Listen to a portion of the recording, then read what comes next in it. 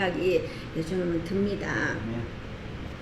자, 믿음의 대가 이어지고 있습니다. 자, 믿음의 조상 아브라함의 대를 이어서 이삭이 그 믿음을 이어가고 있습니다.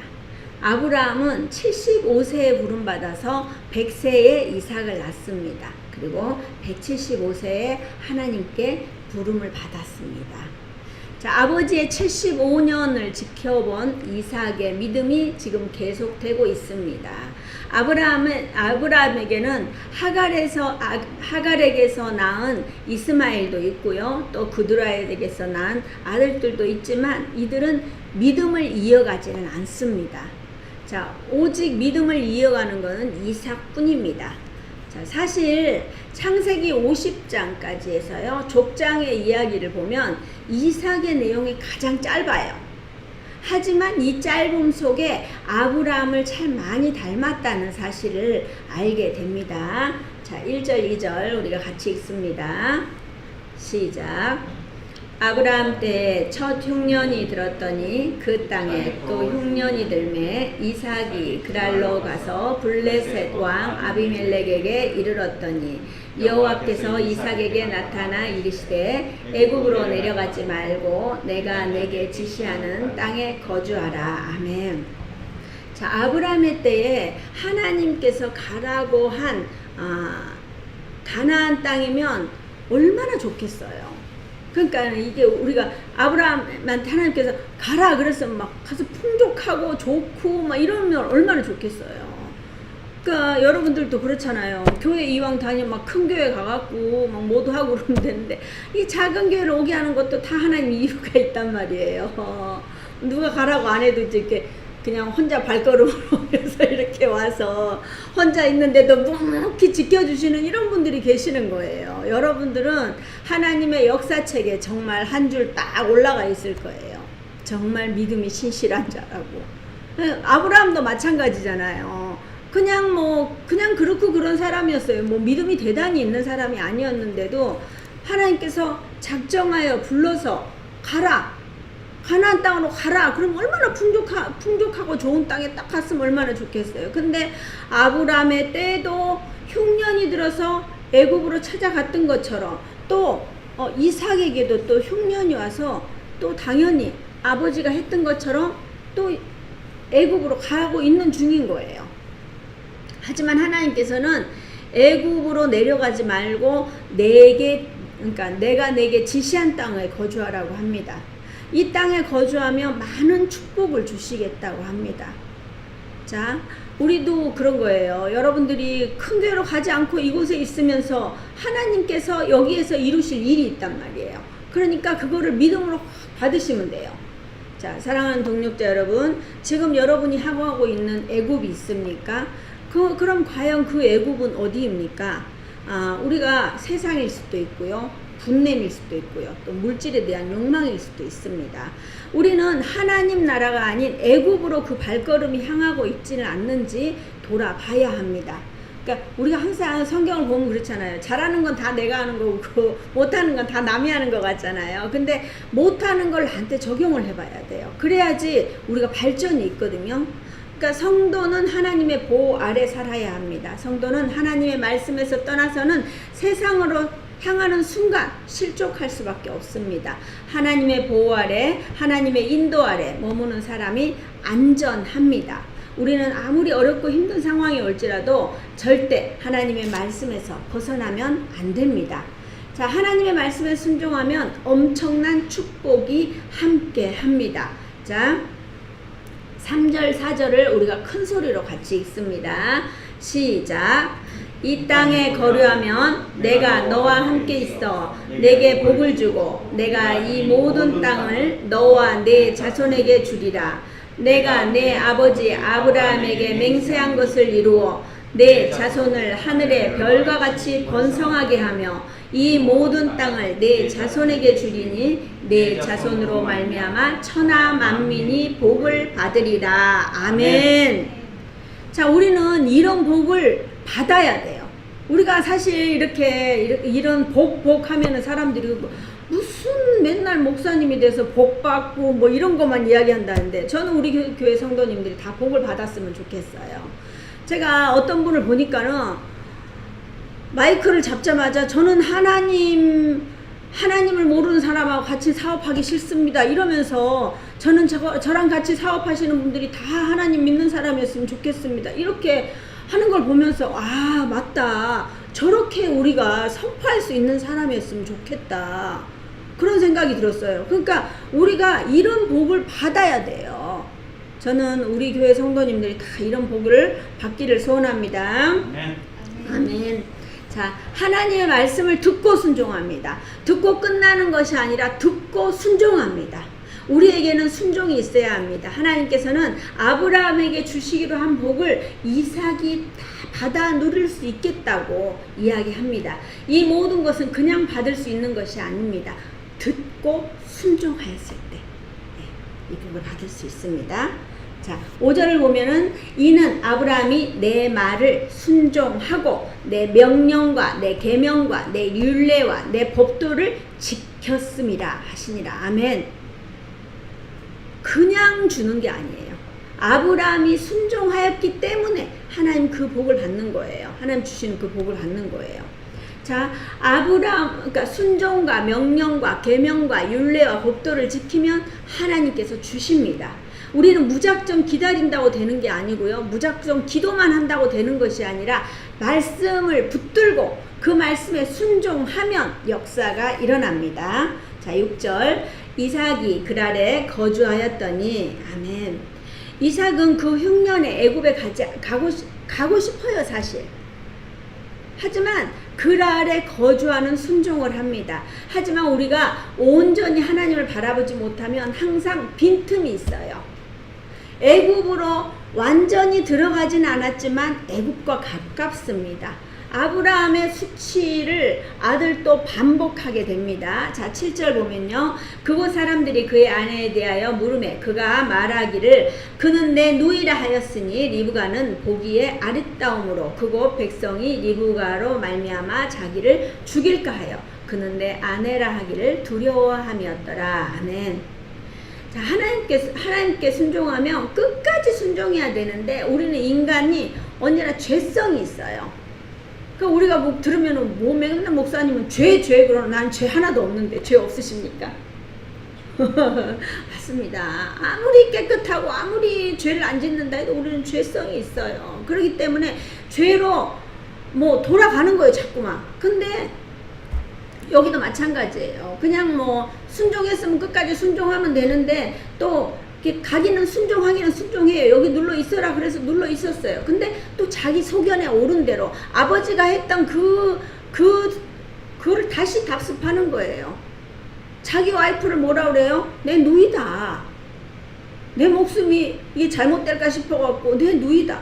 정말 겁쟁이인 거예요. 그러니까 아브라함하고 똑같아요. 이삭도. 그러니까 그런 거를 봤잖아요. 그러면은 그런 거를 답습하지 말아야 되는데 그런 걸 배우는 거예요, 우리가. 이삭이 모리아산에서 우리가 하나님께 바쳐졌을 때 그때를 기억하고 그때를 항상 생각하고 산다면 평생을 온전하게 그렇게만 살아갈 수 있는데 우리는 좋은 거는 금방금방 잊어버려요. 나쁜 거는 금방금방 받아들이고. 자, 우리는 우리 죄성 때문에 나를 가만두면 자꾸 죄로 돌아갑니다. 그러니 우리의 삶도 힘들고 어렵고 앞이 보이지 않을 때 세상의 그 공허함을 찾는 것이 아니라 잠잠히 말씀을 펴십시오. 시편을 읽으십시오. 그러면 하나님, 우리가 그렇잖아요. 하나님을 찾으면서 다윗이 그 죽음의 골짜기 가운데서도 하나님을 찬양하는 시들이 너무 많아요. 그 말씀으로 인해서 내 영혼이 소생되어야 합니다. 자, 하나님께 모든 걸 맡기고 나아가면 아무리 예쁜 리브가라 하여도 하나님께서 알아서 하실 건데 온전히 맡기지 못하고 두려워합니다. 자, 8절 이삭이 거기 오래 거주하였더니 이삭이 그 아내 리브가를 꾀하는 것을 블레셋 왕 아비멜렉이 창으로 내다본지라. 아멘. 자, 죄는 언젠가는 드러나게 돼 있어요. 오래 거주하니까 죄는 드러납니다. 리브가를 아비멜렉도 지켜보고 있었을 거예요. 우리가 다윗이 밧세바를 탐했던 것처럼 남자들은 예쁜 여자를 보면은 어쩔 수 없어요. 보고 있었어요. 그러니 그 눈에 보이는 거예요. 죄는 반드시 수치스러워도 드러나야 합니다. 드러나야 회개할 수 있습니다. 회개해야지 내 삶이 변화가 됩니다. 우리의 죄는 과연 무엇입니까? 죄를 자랑 삼아 이야기하고 다니지는 않습니까? 우리가 수치를 당하고 그 수치 속에서 회개해야 주님을 온전히 만날 수 있습니다. 그 수치가 약재료가 돼서 우리가 살아날 수가 있는 거예요.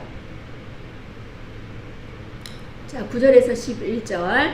이에 아브라함이 아비멜렉이 이삭을 불러 이르되 그가 분명히 내 아내건을 어찌 내 누이라 하였느냐. 이삭이 그에게 대답하되 내 생각에 그로 말미암아 내가 죽게 될까 두려워하였음이로라.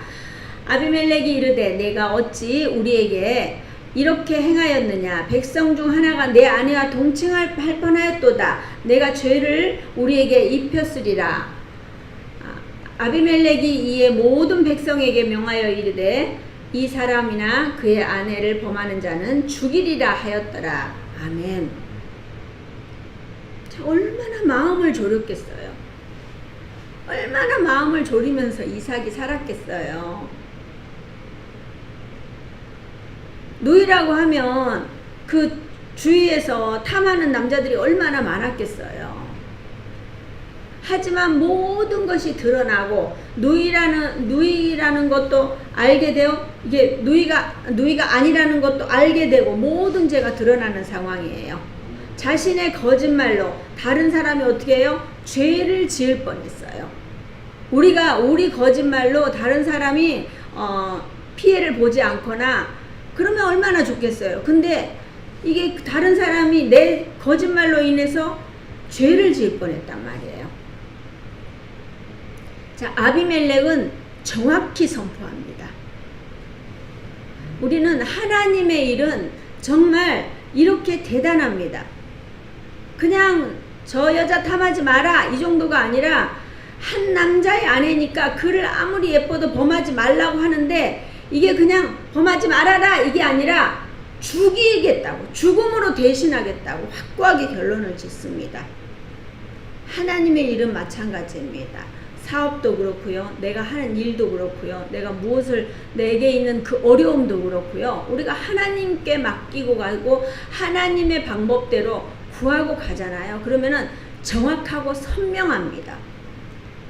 뜨뜻미지근하게 지나가는 것은 하나님의 뜻이 아니에요. 하나님의 뜻은 정확하게, 선명하게, 깔끔하게.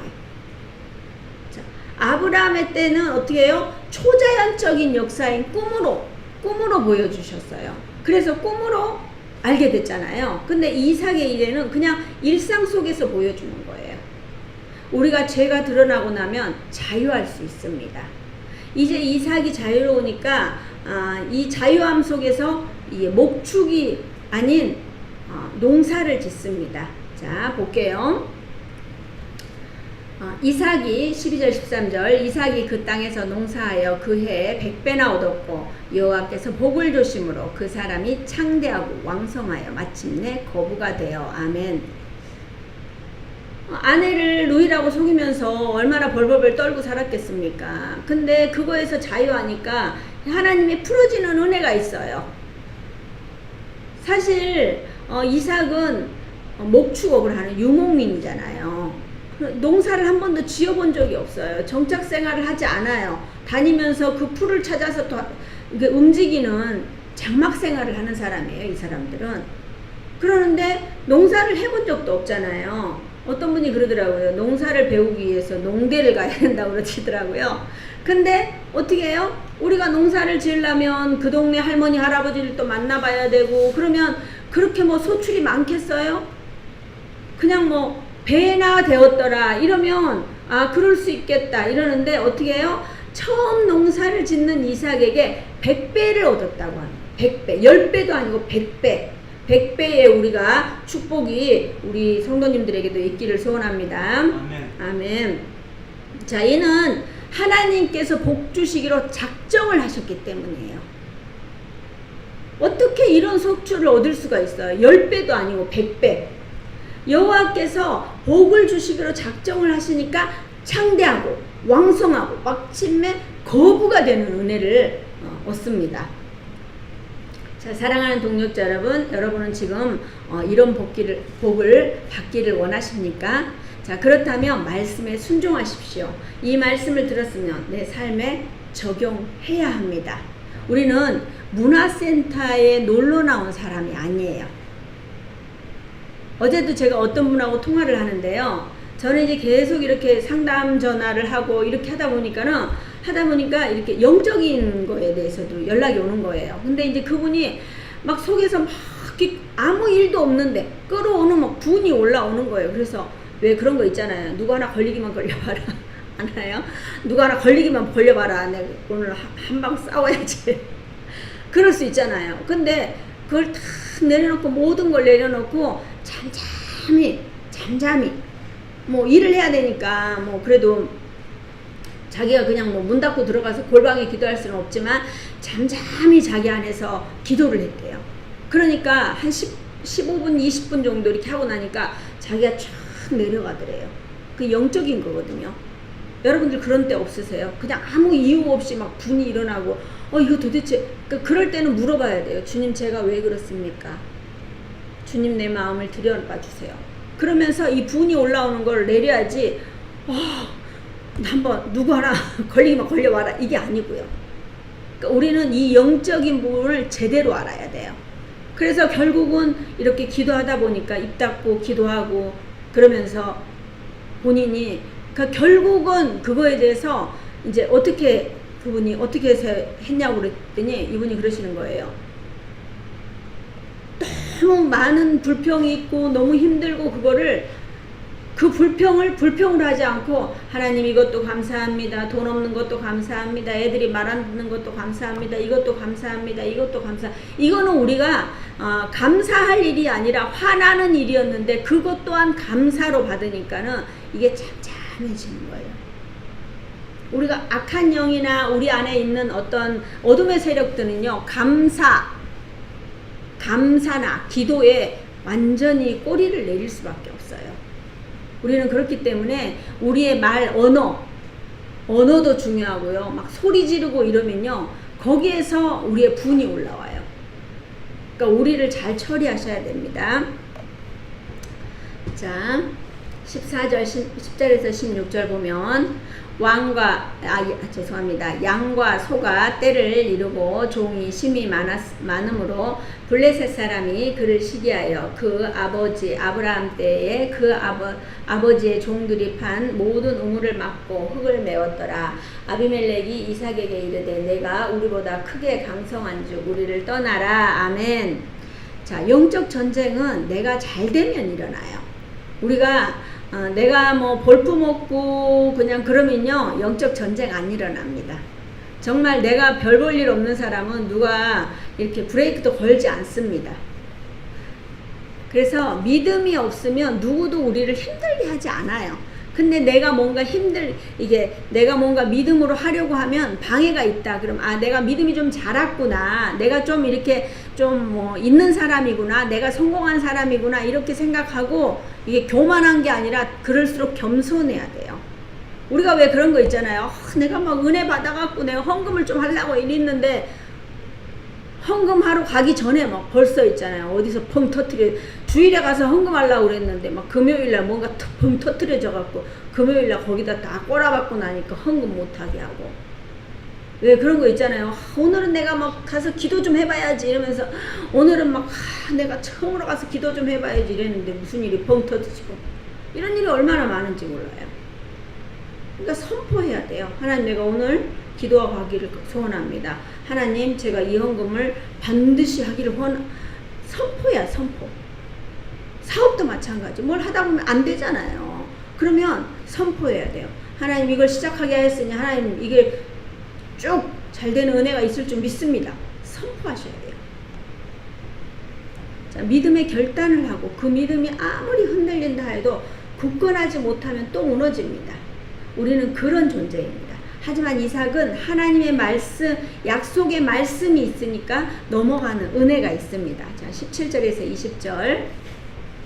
이삭이 그곳을 떠나 그랄 골짜기에 장막을 치고 거기 거류하며 그 아버지 아브라함 때 팠던 우물들을 다시 팠으니 이는 아브라함이 죽은 후에 블레셋 사람이 그 우물을 메웠습니다.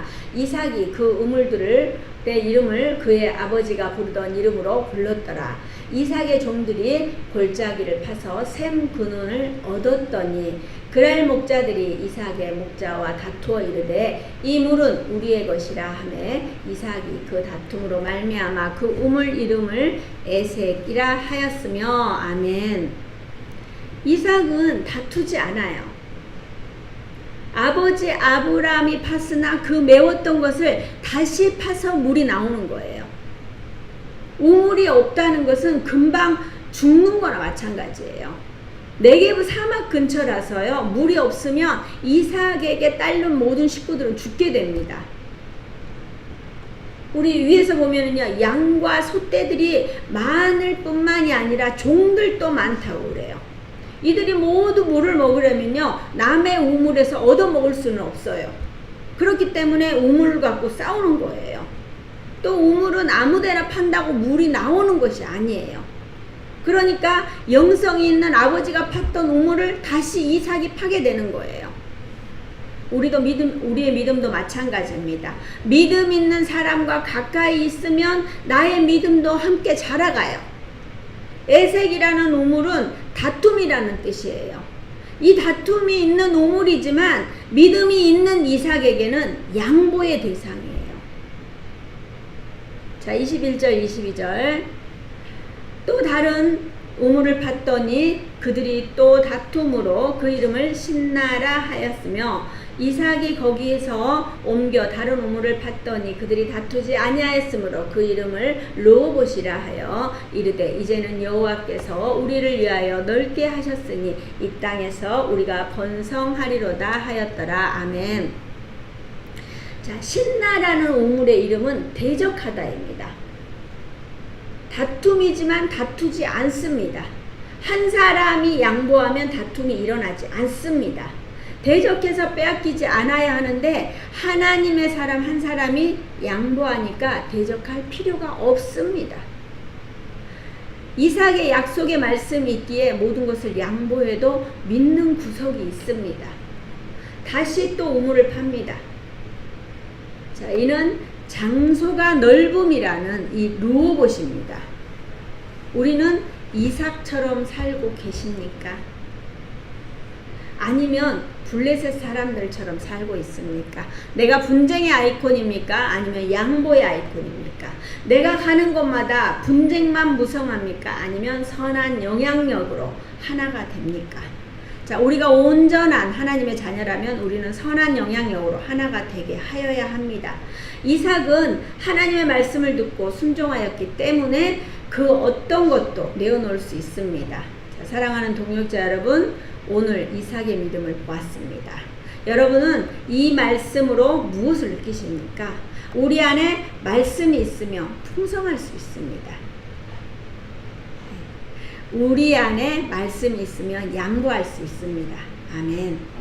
자, 우리는 말씀을 듣고 순종할 때 여유가 생깁니다. 오늘 이삭처럼 말씀에 순종하여 하늘로부터 오는 모든 축복을 다 받아 누리는 저와 여러분 되시길 주님의 이름으로 축복합니다. 아멘. 아멘. 자, 우리가 말씀